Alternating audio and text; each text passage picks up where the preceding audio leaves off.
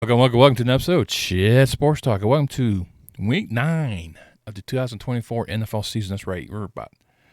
We're halfway there. Cue the song. No, I can't do that. I'd be copyrighted right off the bat. So, we all know what song it is. And, 8 weeks are in. Got some really doozies out there. Some really boneheaded plays by certain teams. And I'll go over last week's round. I won't go into every single game. It was kind of like pick up here and there, especially the ones I lost, which wasn't that many, surprisingly. And we'll dive into Week 9. All right, let's kick off with the review of last week. We'll do this quite quick and simple because I've noticed my past few videos, they're extremely long, and I don't mean to be that long. So I'm going to try to go over down and dirty in some of them. In terms of my picks, my second best week ever. I went 11-5. I was quite happy with some of these picks and shocked by a few others. Last Thursday, of course, I picked Minnesota before they decided to bring back Kupp and Nakio. Brought back their two primary receivers, and Matthew Stafford lit up Minnesota for almost 280 yards and 4 touchdowns.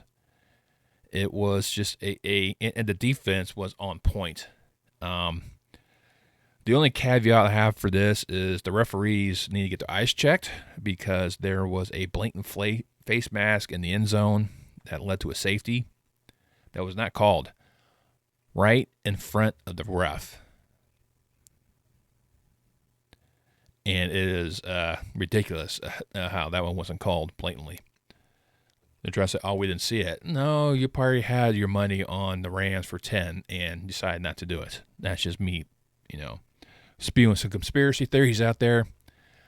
But in other words, the Rams ended up winning 30-20, saving their season, looking like the Rams could make a charge, especially in this really dysfunctional NFC West right now, and gave Minnesota 2 straight losses. The shores of Lake Erie. Who knew that losing Deshaun Watson was the saving grace for Cleveland, as Jameis Winston stepped in and had a field day. 27-41, 334 yards passing, and 3 touchdowns as the Browns upended the Ravens. The Ravens were making a play towards the end, but ran out of time, just couldn't get it done. Derrick Henry wasn't much of a factor. He only had 73 yards on the ground. It noticed that once Baltimore is trying to play from behind, they go back to their old trope of pass, which makes it a little bit easier to defend against. And then that's what kind of transpired. But, for the Browns, maybe this is the bright spot. But in Jameis Winston, the journeyman right now, so kind of bounced around a few teams. Pretty much a draft bust for Tampa Bay. Could be the saving grace for Cleveland to give them a few more wins of the season. But, definitely a shocker. The blowout the Lions did on the Titans, I definitely didn't see that one transpiring. But Mason Rudolph, decent numbers. 22 of 38 for 266 yards and 1 touchdown. But when Jared Goff ends up throwing 3, it's totally different. Tua came back for Miami, even though I did not pick Miami, but it was definitely a interesting game. And Kyler Murray, once again, given time, marched down the field and set up a game-winning field goal, and Arizona escaped to a 28-27 win. The Jets are permanently grounded. I'm just going to call it now. Aaron Rodgers is definitely not the quarterback he once was. 17-28, 233 yards, 2 touchdowns. Garrett Wilson had over 100 yards. Devontae Adams came there and wasn't much of a factor.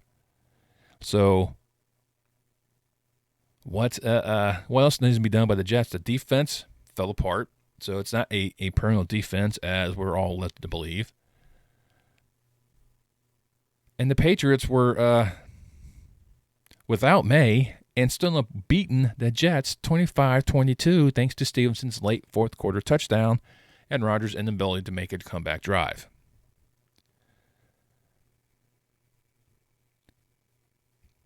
Down in Tampa Bay, I originally was going to pick the Buccaneers until I found out their 2 star receivers are out for the game. So I'm like, okay, Atlanta. Baker's like, it doesn't matter who I have, I'm throwing dimes. And he did. 330 yards and 3 touchdowns. But it wasn't enough. He only seemed to perform in 2 quarters. He missed the rest of the game. But the Lamb's too much for Tampa Bay, 31-26. Down in Jacksonville, I actually picked the Jags to upset the Packers.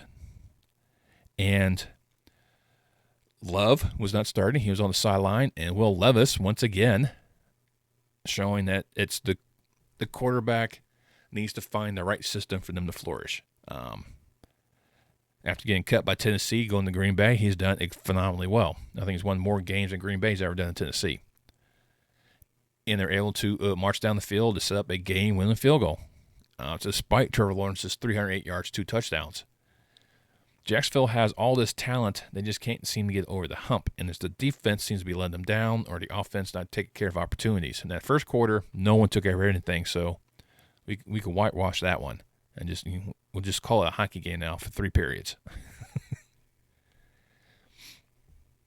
Green Bay just had 1 extra play. That's all it was. 1 extra drive that turned to points. That's all that mattered. Houston, C.J. Stroud struggled a bit. Now Stephon Diggs is out. Maybe Nico will come back. Joe Mixon ended up recovering from a fumble and actually carried a guy in for a touchdown. Jonathan Taylor had over 100 yards with a touchdown for the Colts. And this time frame, this is when the Colts, after this game, made the decision to bench Richardson and put back in Flacco because Richardson actually had to go out because he was tired. You got to work on your cardio, bro. I'm not a professional athlete, but I know that. But I did pick Houston. I didn't think it would be this close, but it was.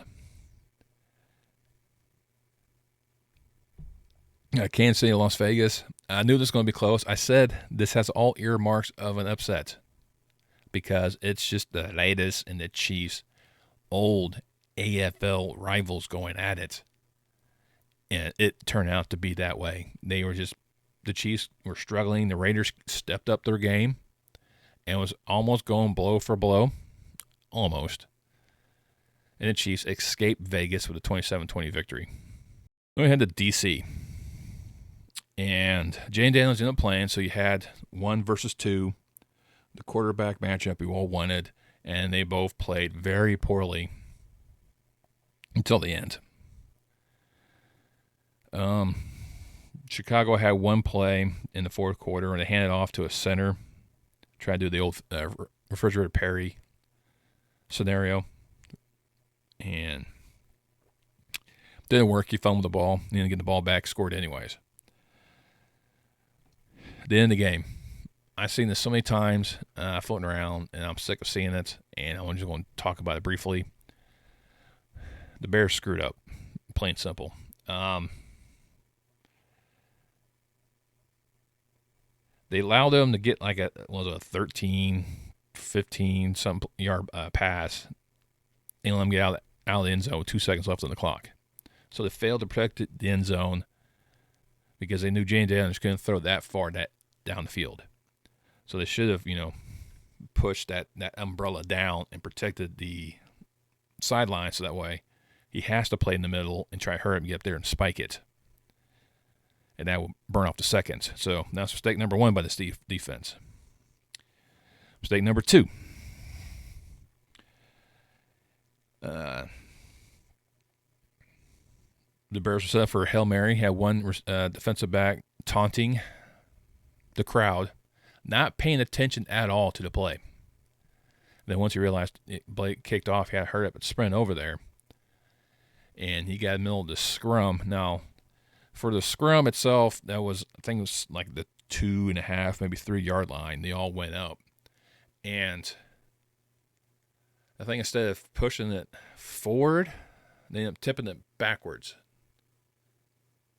Now, it's normally a tip play trying to get up there, but what normally is supposed to happen, should have someone in the backfield, in the back of that pack, to kind of, be that last line of defense. There was no one there. But there was one guy that was there, and he caught it in a miraculous fashion with a Hail Mary pass as the Commanders beat the Bears.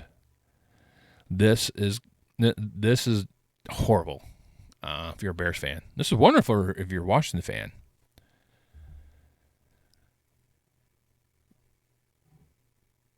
But this was a game the Bears needed to win to kind of showcase that they can compete with the better teams of the conference, and they showed they can't. Now, what's that do with their psyche later on? I don't know, because they actually came back. They were trailing the majority of this game, and they actually came back to take the lead. You even got a 2-point play. They give them that 15-12 lead. A really weird baseball game between the Cubs and the Nationals.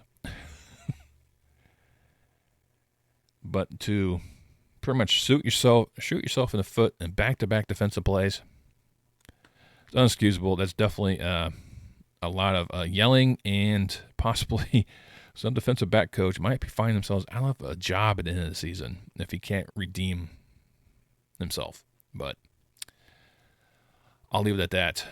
Sunday night, the Cowboys and 49ers. I picked the 49ers. The Cowboys make it look closer than what it actually was with the 2 touchdowns in that fourth quarter. But San Francisco, once they opened the floodgates, that was it. Dallas had no answer whatsoever. No running attack. They couldn't stop the run. Couldn't make passes. I mean, the Dallas Cowboys was, once again, no D, no Dak. I mean, yeah, he padded his stats in the fourth quarter, but it was too little too late. The 49ers were well in charge. But there's a lot of issues in Dallas, and Jerry is not helping. He needs to step away from the GM role and let someone else take over. Otherwise, he's going to find himself without anything. And in Pittsburgh, it was an ugly game. There wasn't until a punt return for a touchdown that really sparked the Steelers and kind of, led their offense.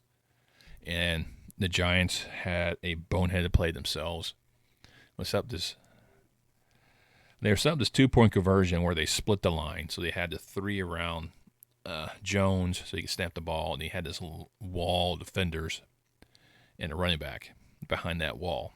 So basically what's supposed to be is Jones gets it, quick throw out there to the flats, and he has his wall of defenders. Should be easy too. However, that side was looking at the ball to see if it gets snapped. So they were not paying attention to anyone. So as soon as the ball was snapped, Pittsburgh defender went in between them and hit the running back as soon as the ball got there. Another one of those boneheaded plays for the week. So now we're going to head towards week number 9. That's right. We're going back down the list because now 2 teams are off this week, Pittsburgh and San Francisco. And this Thursday night will be a Halloween special, and everything else will kick off a new month. For Thursday nights, we head to the Meadowlands and the Aaron Rodgers and the dilapidated Jets. I don't think they're Jets anymore. I think they're biplanes right now. We'll host the Houston Texans, who themselves are kind of struggling a little bit because the receiving core, losing Stephon Diggs will definitely hurt. Still don't know the time frame when Nico Collins will come back, so hopefully he comes back in time for this game. But it's the defense of the Texans that's going to play havoc. And if Mixon can get his running situated where he's more effective, hangs onto the ball, It's going to play heck for the Jets. Right now, the line has the Jets by 2. And I see why, because they're at home. They need to do something. They need a spark.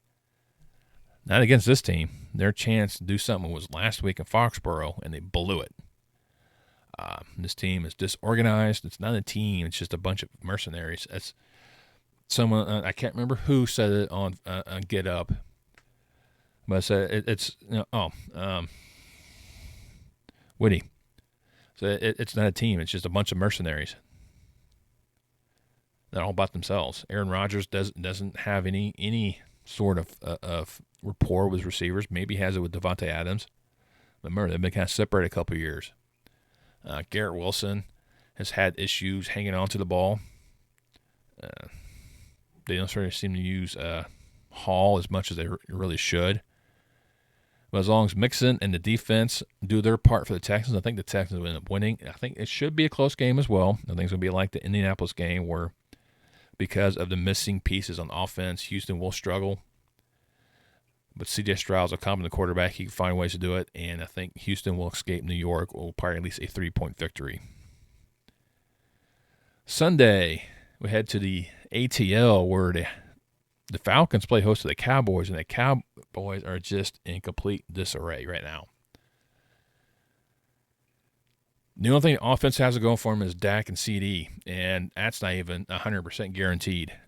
Kirk Cousins is Kirk Cousins of old almost. I mean, he could put up the stats, but he could also turn over the football, which is going to be part of the problem. But the Dallas defense is an Alice defense, i.e., there's no D.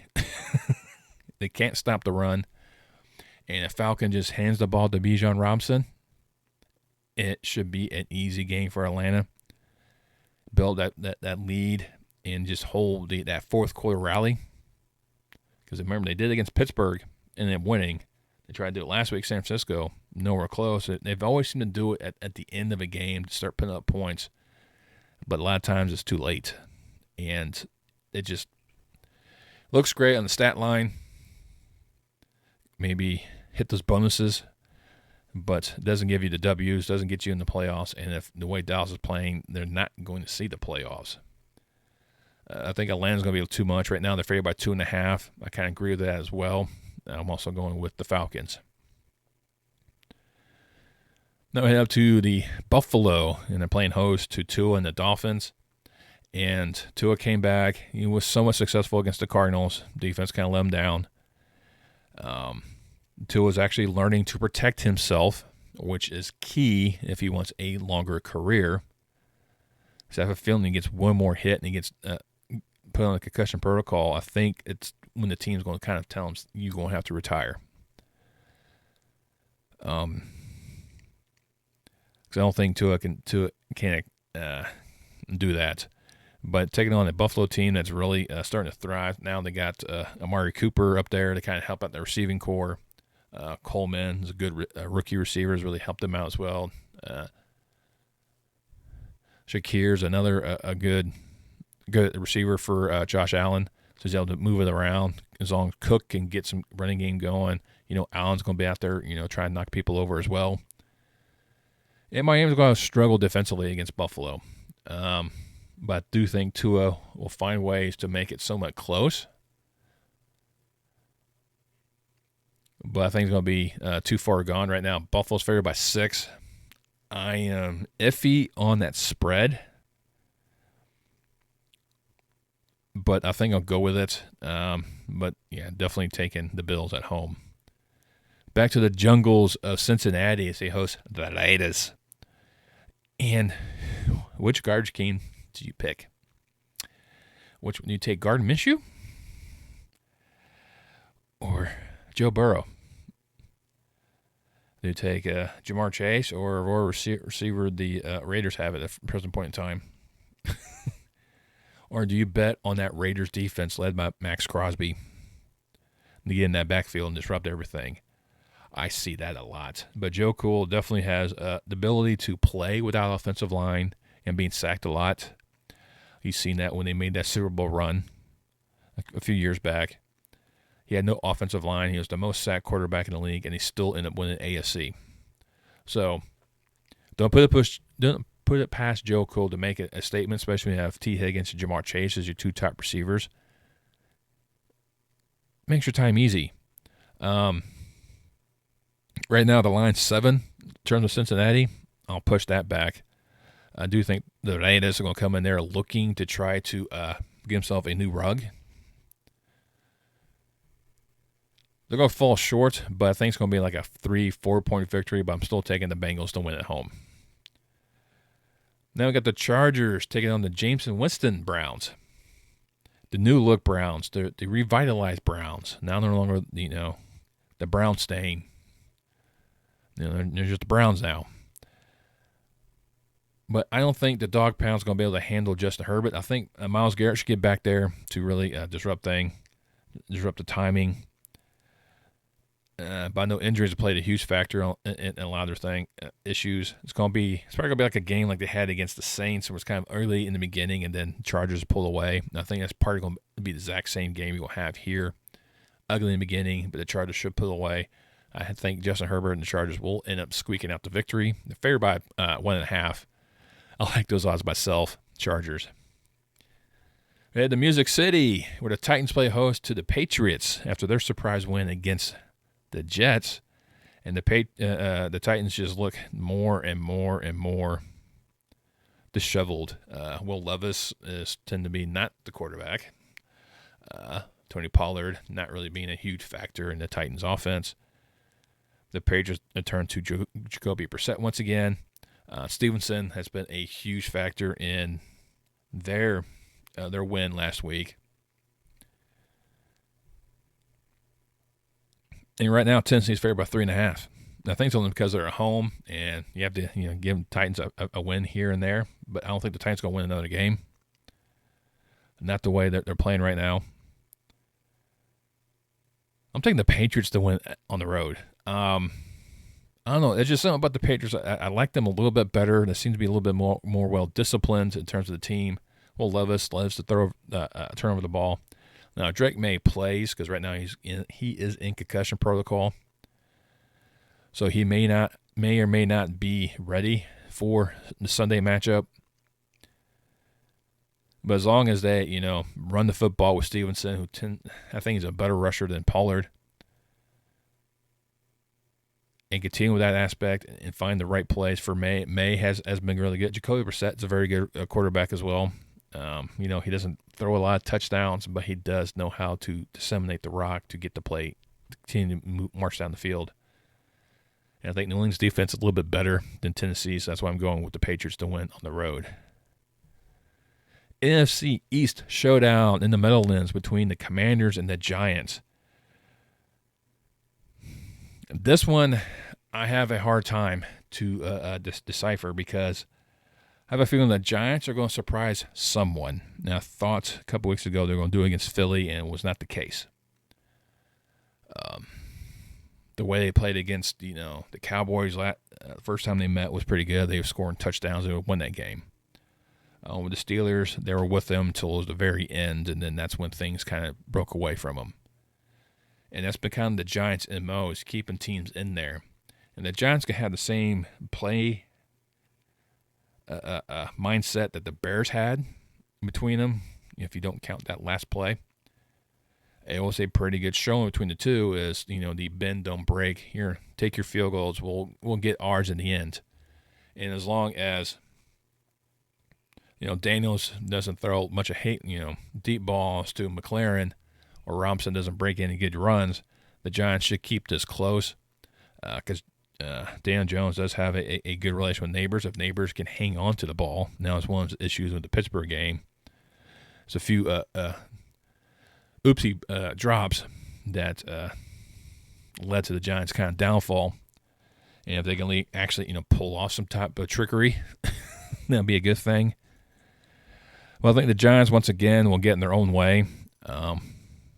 And that's going to be one of the issues for them. So I will give it to the Commanders to win on the road. Right now, they're favored by 3.5. And I kind of like that aspect because I do think it's going to be a lot closer than what they want. but I do think this will be a close matchup. I wouldn't be surprised if G-Men pull off a shocker, but I will go with the Commanders. Head to Charlotte, where the Panthers play host to the Saints in an NFC South showdown. Between a mash unit of the Saints coming into town. Dalton right now is questionable for the Panthers, so is Carr for the Saints. There's a few injuries here and there that could really hamper this one. But regardless of this, Carolina is just a shell of an NFL team. I think them and the Titans are going to be fighting for the number 1 draft pick.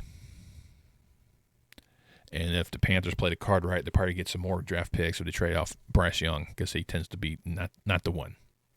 Or it's just the wrong environment altogether for him. He has to find someplace new. Sometimes that happens. But for the Saints, I really like how things are going for them, because they're just injuries and just missed opportunities have really pampered them a lot. And they could have had, if they had a healthier squad against the Chargers, they probably could have beat the Chargers. And that's part of the problem with the Saints right now. With that being said, I wouldn't be surprised if Carolina came out and shocked the Saints. It's just one of these scenarios that injuries will kind of play up to you and kind of hamper you. But I think the Saints are too talented not to do it, not to lose this game. But it depends on how the injuries are. If Carr's back to full form, because Spencer Rattler is definitely not a good backup. Can Kamara be, more of a centerpiece for them or not? But the Saints are favored by 7. I'll push back on that one. I think it's going to be a close game. I won't be surprised if it's 2 or 3 points. But I'm taking the Saints to win on the road. And we had the Baltimore as they play host to Denver. Right now, surprising Broncos at 5-3. Bo Nix is really starting to thrive. If Baltimore could get back to the basics of run the ball with Henry, and then Lamar can actually hit his receivers, hit his tight ends, maybe hit a few runs himself, the offense for Baltimore is on point when it functions properly, as long as they're ahead. Once they get behind, the whole game plan gets tossed and they get away from the run. It's the defense that has to step up. The defense needs to step up for 4 quarters, not 3. And Denver's one of these teams you cannot not let off the gas on, because they will come after you. They actually have a decent defense themselves, so it should be a good showing. Right now, Baltimore's favored by 9.5. I'll push back on this one as well. This one's going to be definitely a lot closer than the spread's going to indicate. I do think the Ravens will win at home. However, I do think it's going to be like a 3-4, tops 5-point victory, because Denver's going to make this close. They're going to make Baltimore fight for every single yard. This is going to be a gladiatorial showdown right there in the Chesapeake Bay, but I think the Ravens win them coming on top. Up to Philly, where the Jaguars come in with Doug Peterson returning back to his stomping grounds. He led them to the Super Bowl. And this one, I almost went with Jacksonville. Again, see how close they were against Green Bay, ended up losing at the end. And Philadelphia is about the same mindset as Green Bay turns. But if Saquon Barkley can just take the team on his back and just run the ball, Trevor Lawrence is going to get his numbers. He's going to get his stat line. If Jacksonville can play that game like they did against Green Bay against Philadelphia, they have a chance to beat Philly. But Philly needs to continue to move forward and continue that hype train. Do the thing like they did against Cincinnati. Build upon the wins against Cleveland and the Giants. Even though we all know those 2 wins don't really mean much. But going, hey, we got these 3 wins in a row now. We're getting momentum going. Hurst is feeling good. Barkley's feeling good. The team's feeling good. And just start jumping on that bandwagon. That's what the Eagles have to do. They have to get in there. Philly's favored by 7.5. No. This is going to be a true test to see if this team is continuing to make the movement in the right direction. I do think they will win, but it's going to probably be by 3 around that point spread. And I think this is going to be the game where Doug Peterson will lose his job because he'll have another close game and just can't seem to get over the hump. We out to the deserts up there in Arizona as the Cardinals play host to the Bears. And this one's got me worried as a Bears fan because Arizona's one of these pesky teams that loves to stick around. They've seen the past couple of weeks where they kept around, and Kyler Murray is elusive enough to find ways to get his team set up for a game-winning field goal. And the Bears have proven that towards the end of the game, their defense is sus, and they allow big plays and setup and whatnot. But I also think this is a team that the Bears could definitely bounce back on. And this is a team that's actually currently the divisional leaders in the West. Even though they're all tied, except for the Rams in like a 1 game out. But with that being said, I do think that this is going to be a very, very close game. Right now, the line has it as the Arizona by 1. I get that because of what Arizona's been doing, and especially what Chicago did last week. I hate talking about that. I hate seeing it. But I think Chicago showed the true reserve, how they were able to overcome the obstacles early, being down, and start coming back, and had, I think they were down by double digits, like we're against Tennessee, and came back to win. They came back to win against Tennessee, and they could have against Washington. So they had the tenacity to be able to come back if down, and I do think they'll be able to have this opportunity to showcase the ability if they can just focus on the aspect, and if the secondary can just get their heads in the game for the entire game.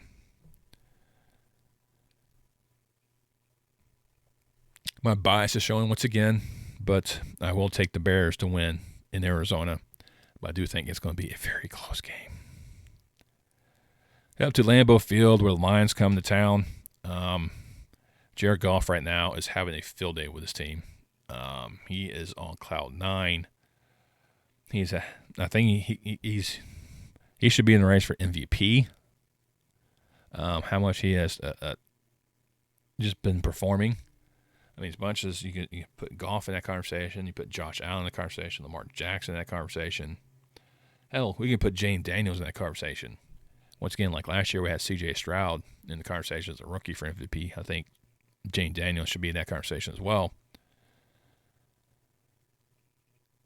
In Green Bay, it's just one of these teams that kind of rolls with the punches, and it really depends on who's starting. Is it Love? Is it Willis? Doesn't really matter. Willis has found new life in Green Bay. It shows it's not necessarily the quarterback. It just could be the situation and the offense.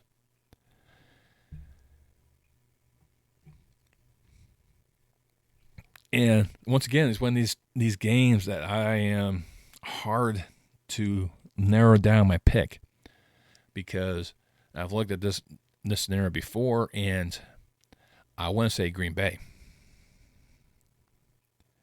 Just because it's a divisional game. They play each other pretty tight. But I'm going with Detroit on this one.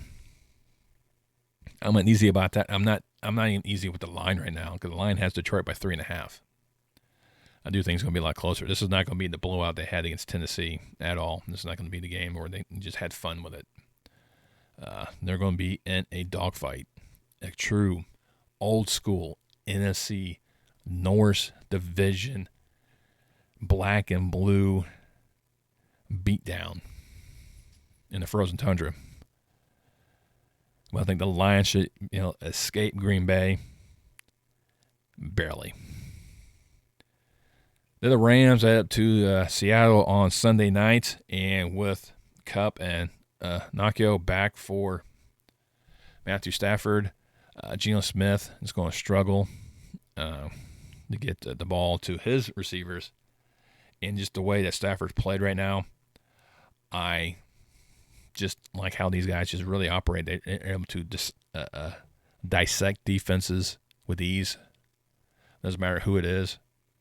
And the Rams defense are decent enough to withstand the outside, because look what they did with Minnesota's offense, and that's a great offense. They do the same thing with the Seattle's offense, who is not as great. Still is talented, but hasn't really seemed to do much of anything. Geno Smith, less turnover the ball. That's going to be the key difference right there, is who creates the less turnovers, because both quarterbacks love to turn over the ball. But with, like I said, with Stafford with his 2 favorite toys back, we'll see that. You should see more Williams running out there as well, which kind of help keep the defensive honest. And I think the Rams will end up escaping Seattle with the victory. They're favored by 2.5. I like it. Rams. Then we'll close things off on Monday night. Excuse me. Wow, I'm just totally bad on this one. Now the Sunday night game is the Colts will visit the Vikings. The Vikings now losers 2 in a row. Richardson has been benched for this game. And I do think that it's going to be a hard sell to think that the Vikings are going to lose 3 in a row, especially a game at home, another game at home. So I do think Sam Darnold will get it back in there. I think Jones get back in the swing of things. Jefferson gets back in the swing of things. And I like the aspect of the Vikings winning. Right now they're favored by 5. I see no issue. I do think Flacco will make this close. But in hindsight, I think it's going to be a little bit too late. But I think Minnesota will win, defending the keep. Now, we'll close things off Monday night over in the Great Plains in Kansas City at Arrowhead as the Chiefs play host to the Tampa Bay Buccaneers. Mayfield coming in there with his team, missing his receivers. Chiefs just keeps finding new receivers to play with. That defense is going to be a beast right now. It is one of the top defenses in the league. One of the reasons why the Chiefs are undefeated. But Baker is just one of these annoying individuals that just won't go away. I mean, if you've seen every loss, he's always find ways to get the team back into it and just keeps driving it. But the problem is Tampa Bay's offense is not consistent throughout the game. They're only there like towards the end of the second or the end of the game where they start really scoring. And that's going to be part of the issue, is Tampa Bay has to be consistent with their gameplay.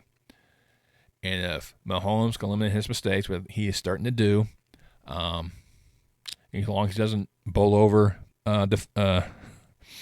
defensive backs like he did against San Francisco, and look at them like they owe him money, I have a feeling it's going to be a decent contest for a while, because I think Tampa Bay will keep it close, but in the end, it's going to be too much Mahomes. Kansas City is favored by 9. I'm uneasy about that spread, because I just don't think that the Buccaneers will make it that way, because definitely towards the end, Tampa Bay will start scoring, erase any large lead Kansas City may have. So don't do the points, because you'll probably end up losing, because Tampa Bay likes to bust that a lot. So I'll probably take the Bucs for the points, but I'm taking the Chiefs for the victory, winning probably by 6 or 7, but definitely Chiefs. That's week 9. Those are my picks. I went on a limb, some of them I'm definitely uneasy, and I can definitely see a few games flip the other direction. I do not see myself repeating another 11-win week.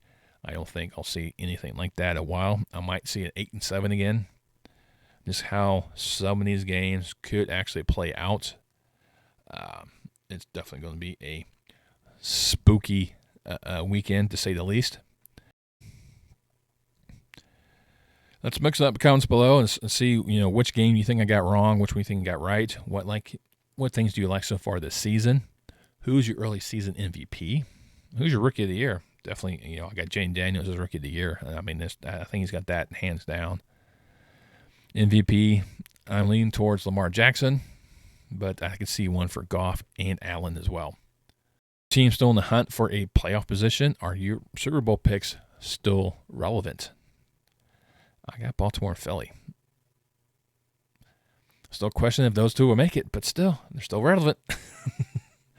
Speak in the comments below. Keep it simple. Keep it polite. The more we engage, the better it boosts this video out to the masses. If you're still here, you like what I do, like the rounds of my old man, especially the side missions I kind of do here and there, go hit the thumbs up. It means the world to me. And they can do is subscribe. A lot of you guys review my work. I love you for doing that. Not me subscribe. Doesn't cost you a dime. You just hit that subscribe button, click that bell icon, turn on notifications so next time I post any more content on my channel. And I'll see you next time on Chat Sports Talk.